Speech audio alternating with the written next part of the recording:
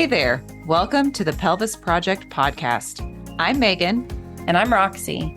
We're two pelvic health experts brought together by passion for our careers, entrepreneurship, motherhood, and the desire for intentional relationships. Join us in our mission to spread pelvic floor awareness and start conversations surrounding the truth behind genuine health, imperfect wellness, and joyfully navigating life. We are so glad you are here with us. Let's start the conversation.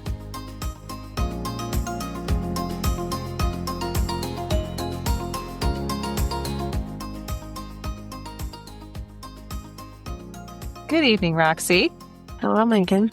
Happy 50th episode. 50. Whoop, whoop. I can't believe we're here. And in October, we will have had the podcast for 2 years. I don't even know where the time has gone for real. This is like the best New Year's resolution. It's not even a New Year's resolution, but it's like the best kept resolution we've made. I know. We've just done it. I'm proud of us. I am proud of us too. All the late nights. Again, it's funny because I just now, 2 years into it, start to remember to tell people when I do like any sort of like, oh, tell us about yourself. Because I just feel like we get on here and just chatting with my friend. Yeah, no, I know. I'm like, oh yeah. When someone asked me the other day, do you like podcasts? I'm like, yeah. Yeah, I have one. I have a podcast. They're like, what? I'm like, yeah. Oh my goodness. I know. It's so fun. Well, okay. So for our 50th episode, we're just going to have a little bit of fun. We're going to reminisce. We thought we would we would just share our personal favorite episode that we've done. Maybe like our best patient win. And then we did a poll. We had some Q&A questions submitted for this episode, and we had people kind of write in. And so we are going to answer a few of those. We're going to hopefully keep this short and sweet, and maybe we'll have some good laughs and fun times. We asked for like business, personal, and pelvic health, but we always normally get questions just towards pelvic health. So there's not going to be anything juicy. Except for if you missed it in the last episode, Roxy is pregnant and she is due any day. I'm due on Labor Day, to be specific. Labor on Labor Day. You really are. I didn't realize that.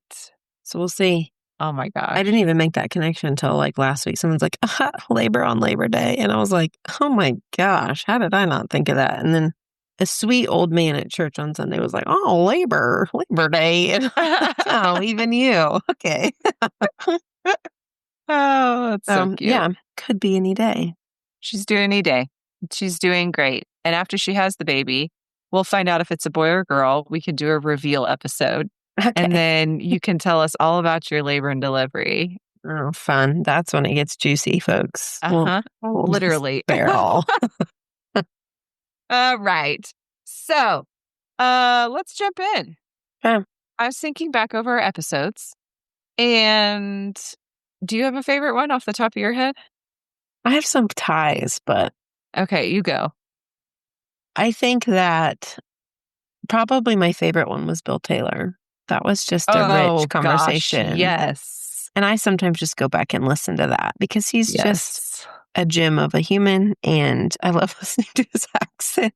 I do too. And he just drops some good nuggets that I still chew on, and it still challenges me. So that one's probably my favorite. But the latest little pair that we did with Paige I think from a clinical standpoint, like that one was so good, so rich, like just so good. And I think challenged me the most, like clinically. Agree. So those are like kind of a tie. I don't know. Yes. Oh man, those were good. Oof. I had a mental battle. Which one was my favorite? I have to agree with you on that because I think what's really interesting is I feel like we're hearing more and more about neuroplasticity and pain reprocessing. And I feel like Paige has been all over it for a while. Mm-hmm. And boy, if you're listening to this and you don't know which episode we're talking about, I am going to pull it up really fast here. Well, and I think it's so applicable for anybody. I I mean, I think agree. she really kind of speaks probably more. First one's probably more to the patient, could be more applicable to just anybody, but the second one's a little more geared towards clinicians, but just because she kind of talks about like how to do that. But man, just like I think anybody who has dealt with anything that's more than Hmm. like a quick fix, if that makes sense. So if there's just been Yes. like a little bit of lingering low back pain, even just that, like I think that if this could someday just be how we understand pain as even a Yeah. culture and a society, like this is like far fetched, but man, I feel like we could just like solve disability. You know what I mean? Right. Like Yeah. solve so many things if we could embrace like this concept. And that Right. sounds really far-fetched, but it makes so much sense to me. Yeah. So it was episode 42 and 43. And that was with Paige DeNova, which is she's an occupational therapist, pelvic floor specialist.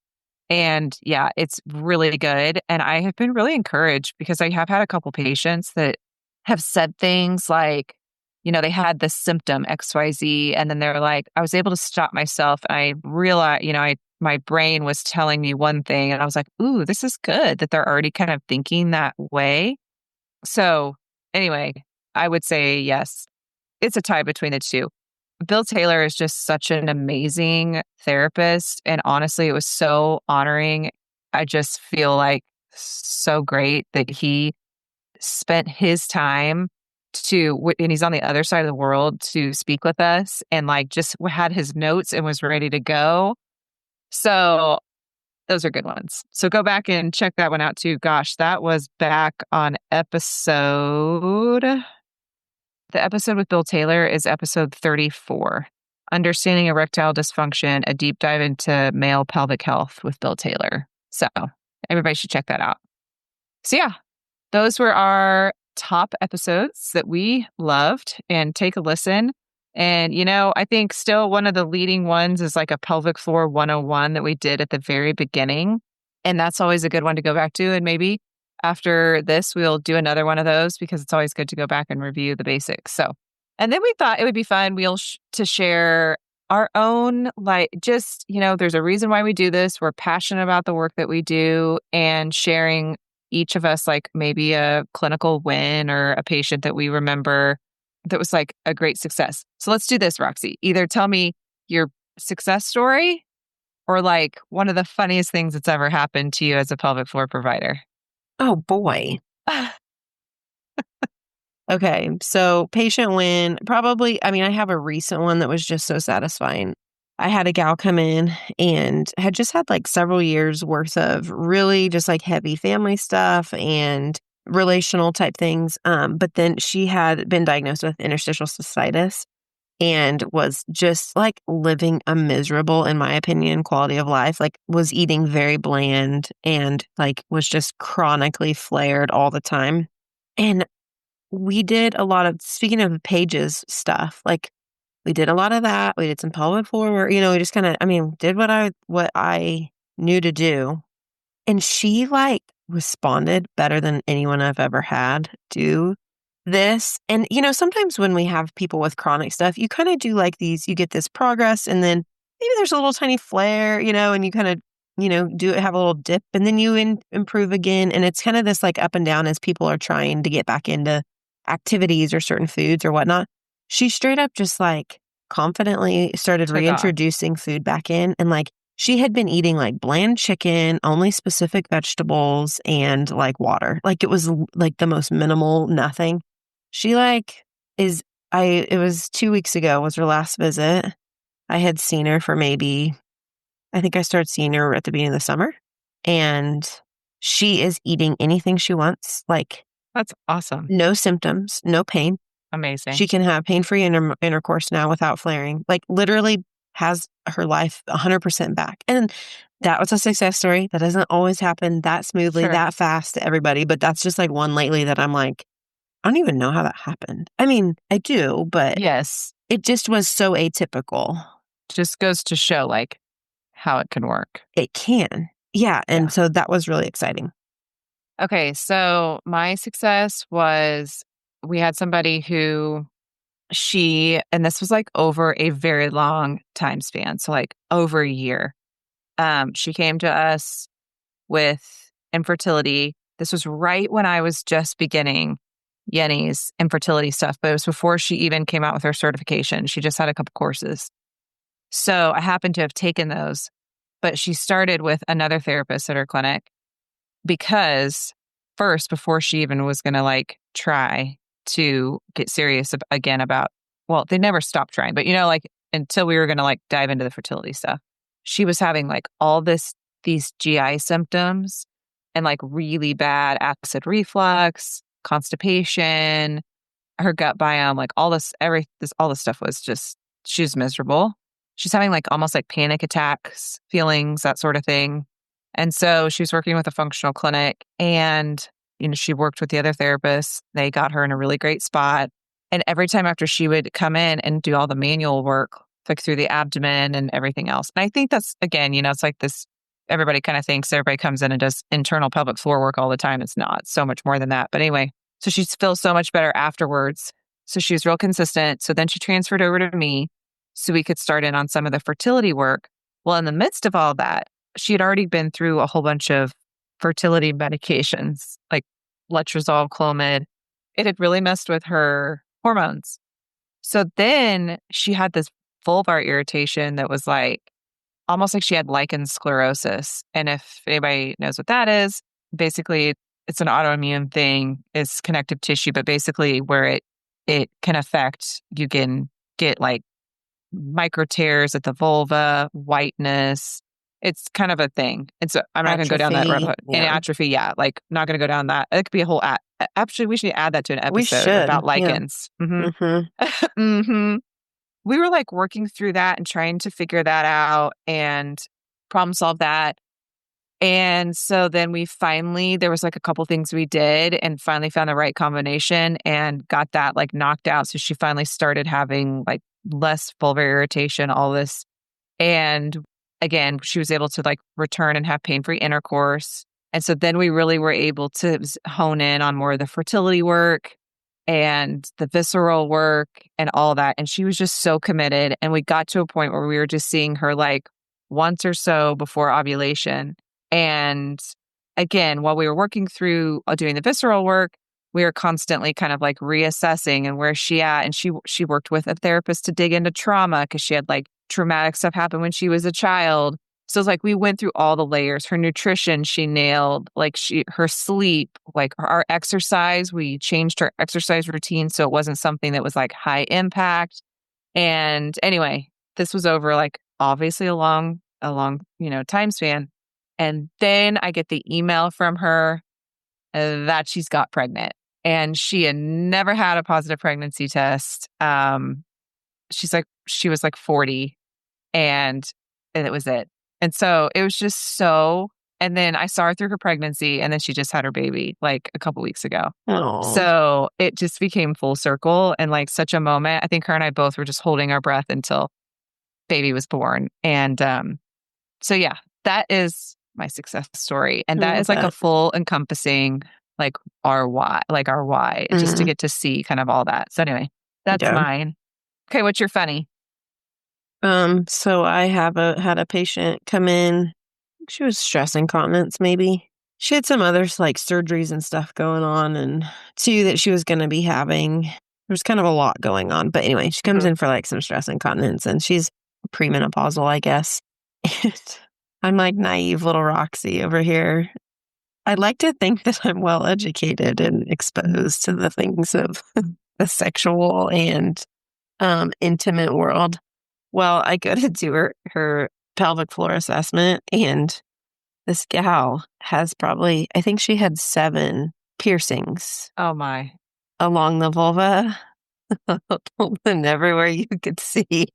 Wow. And I had never encountered that like ever. You just had never seen that before. It's like, whatever you want to do is fine. I just had never seen it before. I didn't, and I've seen stuff since then, but that was my first, and it wasn't like a one piercing. It was like a lot. It was a lot of metal down there.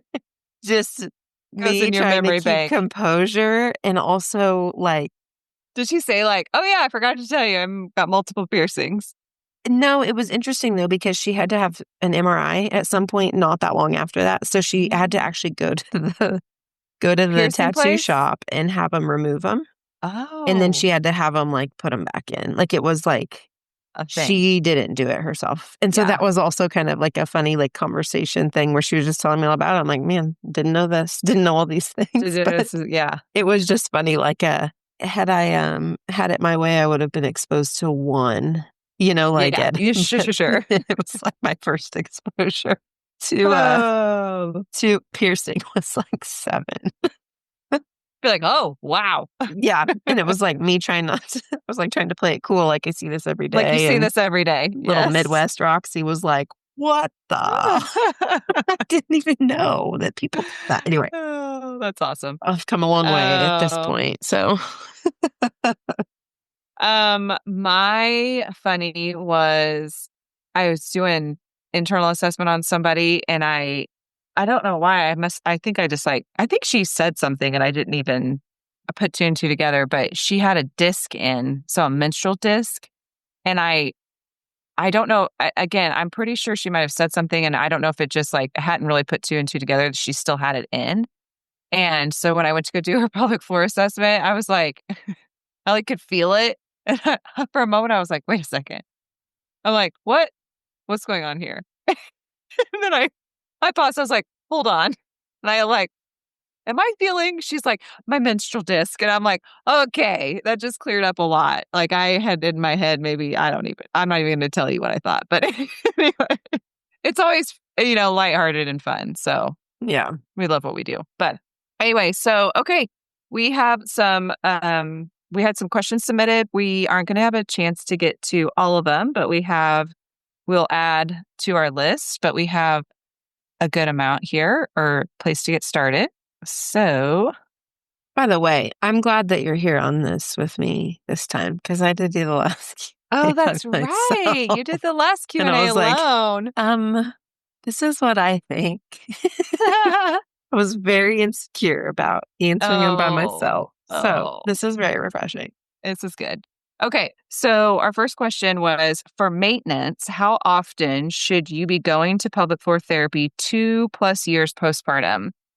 And I told Roxy about this question right before we got on. And I actually love this question because it uses the word maintenance in it. And in PT world, we're kind of taught in the regular in-network clinics, insurance doesn't like the word maintenance. So that's why Roxy and I love our jobs because the way that we run our clinics, we don't care what insurance has to say. So we can provide maintenance care, which is actually pretty important. And we do maintenance on our cars. We do maintenance in other ways for our bodies. And you can do the same for your pelvic floor. So my first thought with that is first, we want to make sure that somebody's actually in the maintenance phase. So both of us kind of have a known structure around how we progress people through the different phases in our clinics. And so that works through the 4 phases, and then we get somebody to maintenance. Once we get to maintenance, and we know for us that means we have loaded the body, we have done all the things, and symptoms haven't returned and they're doing great. And so, like Roxy and I mentioned, we were kind of talking off the cuff earlier of it really, these are the questions that we always get asked, and we like to say it depends. So, how often should you be going for maintenance? The answer is it does depend. And the reason why is everybody's just a little bit different. I know Roxy and I both have people that are on maintenance programs. I actually have quite a few. And everybody's a little bit of a different frequency. So some people come once a quarter, like once every 3 months. Some people come, I see them maybe twice a year. I have some people come once a month. It really just kind of depends on what benefit you find when you come in and what you get out of it. So there's specific body work we do at our clinic. And so I know that a lot of people that come in for maintenance, they like that and they know how it makes their body feel. And so that's why they want to do it more on a regular basis. And that doesn't even require that necessarily we're doing any sort of pelvic floor assessment at that time. So No, I have had people that come back in and they're like, hey, will you check my pelvic floor again? I just want to make sure that I'm still doing everything correctly or, like able to release my pelvic floor or whatnot. And we can. But that's also the glory of maintenance programs is you can come in and we can do whatever you would like. Roxy, you got anything else with that? Yeah, I just as you're talking, kept thinking about just the word accountability too. I think Yeah. that people like to be held when people are trying to be well and they're trying to be good. They crave that accountability. And sometimes just having that maintenance appointment in the future kind of keeps them. It's kind of like going to the dentist. Like when you get ready to go to the dentist, you make sure you're like brushing and flossing religiously, and so that when you Yeah. go in there, you get a good, I want to make my dentist proud, kind of. You know what I mean? Right. It's like that thing of like, anyway. And so it's like people want the affirmation that they're doing what we told them to. And it's not about us necessarily. It's just like, then people feel like they're on the right track. They're confident with what they're doing. We're nipping things in the bud too. Sometimes I think too on maintenance, we're maintaining the pelvic floor, but sometimes it'll be like, well, even if it's like, I just noticed here and there, like, I don't know, the other day I was working on some lady's wrist. You know what I mean? It was just Yeah. like, Yeah. she's like, can you just work on this time? Like, or can we do a few things and then you actually work on this too? And so sometimes it's maintenance for like the pelvic floor, but then we're also just like trying to nip things in the bud or preventing things down the road, from happening or just making sure the body didn't get sloppy in the meantime and what the person thinks that they're doing isn't actually happening. And so just that accountability piece is kind of what kept coming up when you were talking about that. Yep. Yep. Okay, Roxy, what question you got next? Let me see here. So this is like a postpartum question about just like signs of intolerance when starting back into running postpartum. Besides just the obvious leaking pain and what you recommend to get back into. So I think kind of what this is asking is like, is there any other indications? Like, do we wait until symptoms, like when we start back in postpartum running, are we just using symptoms to tell us if we're ready or not? Or like, how do we know? I think there's a lot of strength and stabilization work that needs to happen before we load an impact. And so again, not to be like super vague, but it does depend. I think some people, if they've been working through their pregnancy and trying to maintain a lot of strength and stability, are going to have that baseline better than others. But I think it really comes down to if their body's able to stabilize, and if we get them through an impact progression and we take the appropriate steps. For me, it's less about a certain timeline or time frame and more about the quality of how their body's working. Yeah. So anyway, I think really looking at strength and stability would be what we would go off of rather than try it and see if you have symptoms. Would you agree? Yeah. I mean, because there's whole return to running programs postpartum. And there are certain things I like to kind of look at to make sure that somebody's ready. If a single leg bridge is difficult and somebody can barely raise their hip off or stabilize in that, or certain single leg activities and standing, seeing a lot of medial collapse and different things like that happen. I just like to keep that in mind of like, if we are going to start jogging, what the implication could be if we don't pay attention to building a strong foundation. So, yeah, I mean, there's definitely a progression that should take place postpartum because, like it or not, you just birthed a child and it does have an impact on the body. And our bodies are resilient and they are amazing. But we have to honor the fact that you did just go through something. And there is almost, I know people get like weird around saying there's an injury. I saw a whole thread about that. Man, that's a whole nother thing we could talk about. People were real bent out of shape about, I don't know. Anyway, I'm not going to go down that rabbit hole, but we have to rehab. We just do. And that's okay. And some people go faster and some people go slower. So there we have it. There we have it. So Enough don't start running and just test it and say, I think it's been long enough. I'm going to jump into this running. And if I leak, I am not good. And if I don't leak, I am good. It's really strengthening, progressing, loading, teaching the body a progressive impact. And then, yeah, that's the skinny what on really that. is great. Like just to have somebody knowledgeable to progress somebody through it. Because there's just so much. I mean, even myself as a PT, if I had a baby and I was returning to running, I would work with another PT, because it's just Lying to It's helpful. ourselves, Yeah. folks.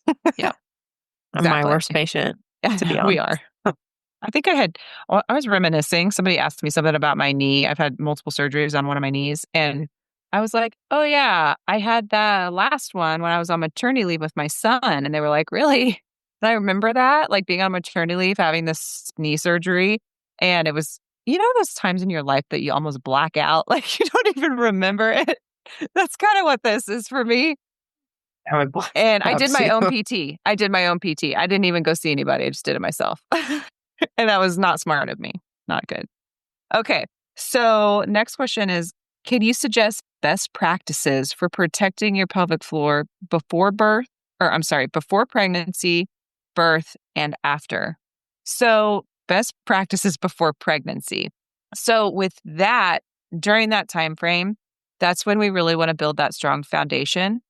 So we're looking at whole body there.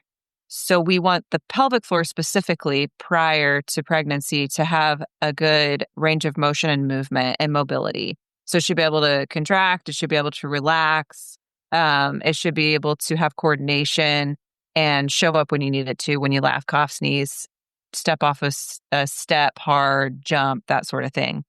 That being said, we want strength through the body. So that's not just your pelvic floor. That's your hips and, your upper body and your core, all the things. We want that flexibility and balance between strength and mobility, both of those. So prior to pregnancy also is a really great time to do some breathwork training. That's great to, if you learn that before pregnancy, then it translates really beautifully into pregnancy. And then that helps you with birth. And then that breath work helps you in postpartum. And it just is like a snowball effect. But if you're learning your breath work during pregnancy, it can be a little bit more challenging because you have like this watermelon there. So it's harder to take a good, it's harder to feel when you're not pregnant. So breathwork training, addressing any pre-existing things before you get pregnant is great. So if you have a knee injury or shoulder or anything like that is really good. And then just like the whole body conditioning. So walking, resistance training, mobility work, just like a well-conditioned body distributes load better and protects the pelvic floor.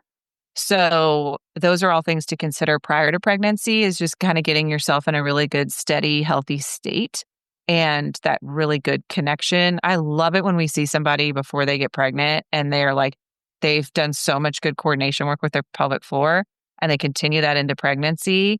And it's so cool to see how well they do postpartum. So that's before pregnancy. Anything to add to that? I've just been chewing on like something about that bothers me a little bit, and just the protecting it, because the pelvic floor is pretty resilient. Like it's Yeah. Yeah. I get it. I think I get it maybe a little bit more in like pregnancy and whatnot Yeah. but I just think, man, like pelvic floor is protecting a lot of things too. Oh, yeah. Or just like Yeah. even saying like, and can we reframe that a little bit, and how can we like optimize it? Or you know what I mean? And so I think Yeah. a little bit of me was like protected. What's that mean? Or like what's even the heart behind that or the fear behind that? Yeah. And so I think also just even like from this is kind of a sidebar, but just addressing like what's the fear? Like what are we afraid of is going to happen? And viewing that part of our body as actually really strong and resilient. And there is a lot of vulnerability to that part of our body, but I think trusting that it's not just going to fall apart either. Sure. Anyway, there's just like a little bit, I Yeah. don't know that there was anything more intended to that question, but just that kind of Just how to word. like be mindful of our pelvic floor, Yeah, basically. Yeah. I think Yeah. even I think I think there could be a theme there of like Yeah. protecting it. We got to be careful with it. And like Sure. we need to be mindful, but I think just also daring to believe that area, even though there is a high prevalence of dysfunction that happens there, it can be really healthy and it can actually Withstand quite a bit. withstand a Yeah. ton.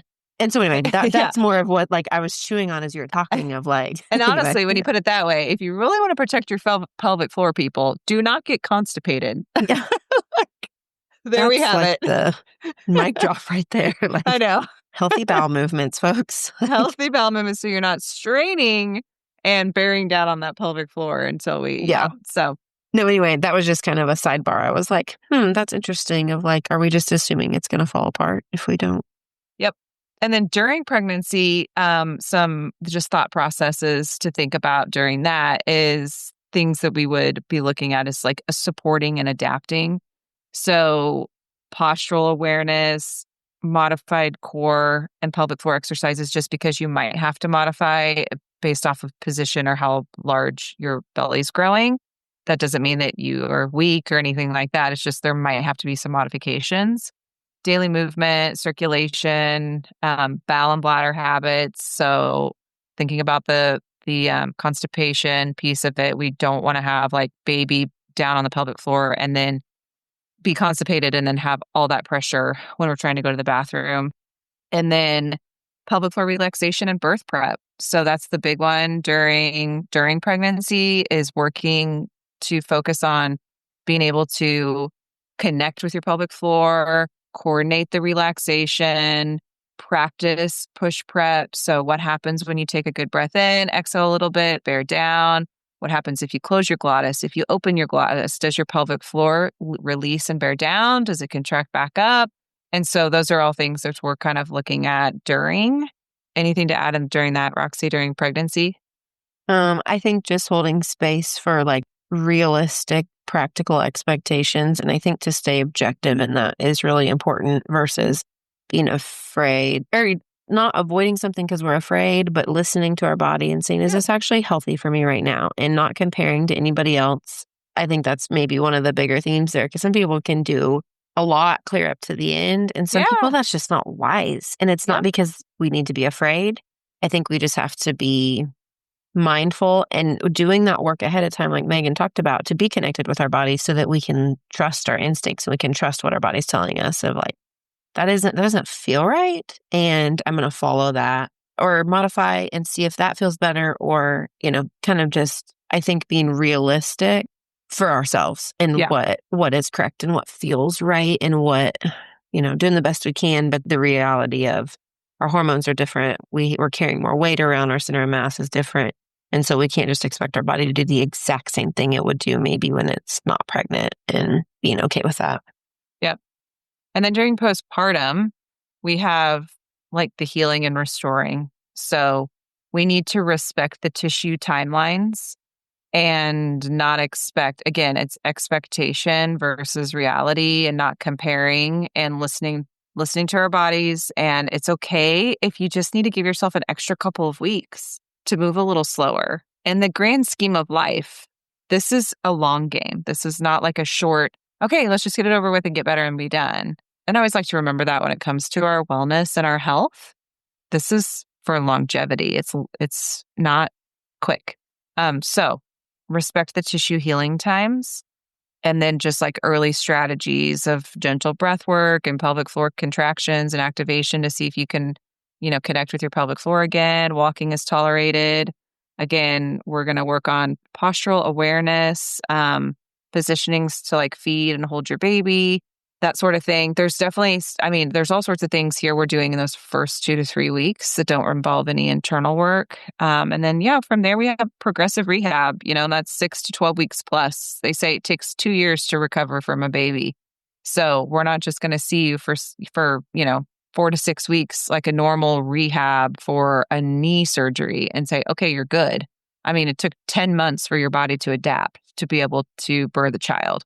So it takes a lot more than 6 weeks to recover from having a baby. So progressive rehab. And then, we just address like common dysfunctions early, if that's leaking or prolapse or diastasis or painful intimacy, all those sorts of things. We also know, depending on where you're at in your timeline. So if you're having some prolapse symptoms and you're 3 weeks postpartum, well, you're 3 weeks postpartum. So that's, we're like, okay, that can happen. Let's give it a little bit more time. We don't need to, and we're there to guide you on that. And I think that's the thing is sometimes it's misleading on certain things out on the internet that we need to like, oh, I have a prolapse. I'm 2 weeks postpartum. I'm going to start this prolapse protocol. And it's just having an expert with you to guide you and say like, hey, it's okay. Like, this is what we need to do. And I guarantee in a couple of weeks, we're going to start to see that tissue change. Yeah. And then just whole body focus. So we're incorporating hips, glutes, spinal mobility, strengthening alongside with any pelvic floor, like specific work we need to do and restore function fully. And then, of course, just monitoring too, just lifestyle. And are you sleeping and are you eating? And how's your mental health and what's your nervous system like? And it just all encompassing. And I think that it's a beautiful thing for us to be able to have time with our patients and get to know them so well so that we can kind of pick up and on maybe something that's not quite right and help guide them that way. So any other thoughts on that, Roxy? Just kind of as you were talking there towards the end of the whole body piece. And I think sometimes I don't want to say overemphasize the physical side because that's our bread and butter. Like that's what Sure. we do. Yeah. But I think sometimes when we think of postpartum healing, it's all about getting our body back and like just thinking about that whole person mentality that we approach our patients with and how often it's actually less about how much exercise or how many movements you're doing. And it is like, what does your body need right now to heal? And I think just not underestimating the power of just foundational health and sleep and nutrition and Mm-hmm. hydration and mental health, because those all are can be drivers of pelvic floor dysfunction. And so I think it's easier and more I wouldn't say easier. I think it's more tangible to only focus on the pelvic floor and this objective progression of, okay, I did this much, I could do 10 of these last week, or I could do 10 pounds, and then I moved up to 15 pounds, or, like just those really objective markers. Mm-hmm. But I think really, if we're really talking about protecting and healing the pelvic floor, I think a lot of just some of those less objective topics are equally as important and just tend to get overlooked. Maybe I should say that. I don't want to rank anything or undermine anything in any way, shape, or form, but just how it's easier to focus on only the physical. And we just see that is doing a lot of women a disservice. And so we're definitely going to push all those other parts alongside the physical healing that happens. Absolutely. And I also think it's worth us saying too, it's really easy for us to constantly be talking about what to do while you're pregnant and XYZ. And we need to not forget the population of women that they are high risk pregnancies. And it might be that that's not what's recommended for them. They're put on bed rest. So that's something that we always have to keep in mind too. And that's where all this stuff depends, So it's just something to keep in mind that if you know somebody or you are pregnant or like you are have put on limitations or restrictions or anything like that, like that's okay.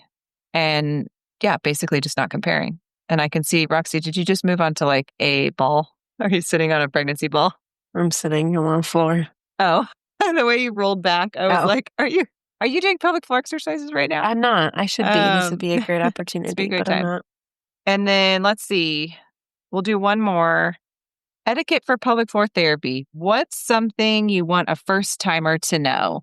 This is a great way to end our Q&A. So, what's something you want a first timer to know? Whatever you think is important is important. Like nothing's off the table. I get so many people be like, this probably isn't even important, and it's like, no, Yeah, like I it's a needed to know that. Like, thank you for good sharing point. that. Or even, I don't know how many times people say, this is probably TMI or, oh, Mm-hmm. I can't believe I'm saying this or whatever. But just, that's probably the most is like, man, if our walls could talk, Yeah. you would be in good company, of even Yes. the things that you think that are taboo or are TMI or you're embarrassed about, like we've heard it all. We've seen this. We've seen it all and nothing really surprises us anymore. There was a time, obviously, when seven piercing surprised me a little Seven bit. piercings surprised you. But you know what? Like, it's literally, yeah. Anyway, but I think that just coming in and knowing, like, we're not nosy in a sense. We're going to just we want to help you and we're just going to get to the point and we're going to ask probably some questions that people don't love. We don't love talking about are just like pee, poop, and sex, and Yeah. like those details. And it's not because like we want to judge you or anything. It's just we really want to get to the bottom of it and help you. And that's how we do it is we learn about you and what's going on and we connect dots and nothing's TMI. Nothing is unrelated at the end of the day. And we welcome more. Oh, we welcome oversharing maybe. Yes. Yes. I think that's what I would say. So first timer of like, this is what we do day in and day out. It does not even, I sometimes I think to myself, I put myself in other people's shoes, of like, mm, I would probably, shoot, I've gone to the OBGYN before and thought to myself, oh, I didn't shave. Like, and then, now that I do this work, I'm like, oh, she didn't care. Or like I've been on my period and, she's like, yeah, it doesn't matter. And so just know that we are here to be at your comfort level. So if you're very uncomfortable and do not want to do internal on a certain day, consent is always a new thing every single time. And nobody has to do internal. But it's also what we do every day. So I tell people, for me, I feel like it's like, we're assessing a shoulder. Like it would be the same equivalent. It does not even, when I think about assessing the pelvic floor, I assess it like I would any other joint. And the fact that I think people get hung up, I'm like, oh, I'm so sorry you have to do this. I'm like, are you kidding me? No, I'm happy to help. Yeah. I'm just so honored that to be able to help. And I know you are too, Roxy, to be able to help women for this such an intimate thing that is so impactful and so powerful. And also to tell women, like you just said, or men, because we see both. But yeah, nothing's TMI. And if you have a question about your body that you don't know who to ask, which doctor would I go to ask this for? Just ask a pelvic floor therapist, because we've been asked a lot of things and nothing is shocking. Yeah. We're happy to listen and hear it. And if we don't have the answers, one thing with us pelvic floor therapists is we tend to find out for you. All right. Well, this was fun to go through these questions, reminisce a little bit, share some stories. And we are excited to keep moving forward with our podcast and have some good ideas and plans for the rest of the year, especially Roxy having a new little baby here in the next week or so. And we'll be doing some postpartum episodes for sure. So thank you so much for listening. We are so humbled to be able to do this, something we love. And we would appreciate it if you could like, share, and give us a review on whatever platform it is you listen to. And until next time, we'll keep the conversation going.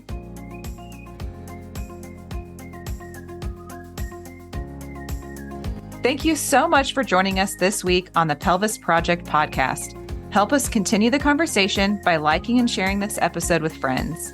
And if you really want to do us a solid, leave us a review. If you'd like to follow us on social, check out the show notes for links. And remember, this week, take a deep breath and relax your pelvic floor.